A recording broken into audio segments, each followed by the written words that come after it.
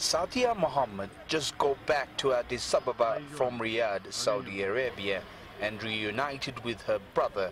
She is one of the thousands of migrant returnees from that country. She says rape, torture and all sorts of abuses by her employers were part of her daily life.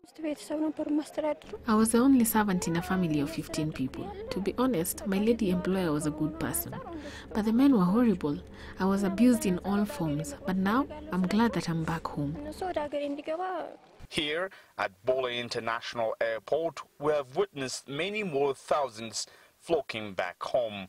What they have in common, apart from being deported by the Saudi authorities, is sad stories. Sadia's brother Mangesha says his sister was sexually harassed and her life was in jeopardy.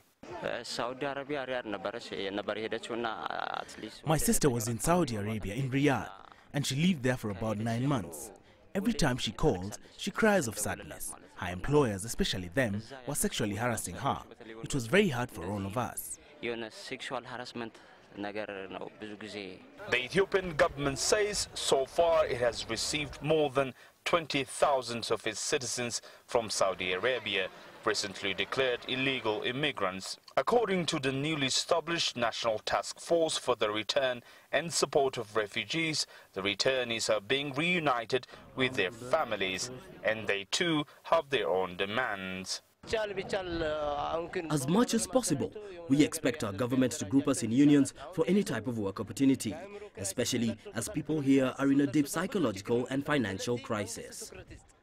Close to 40,000 Ethiopians have faced deportation from Saudi Arabia, and many more obviously are expected to come back home.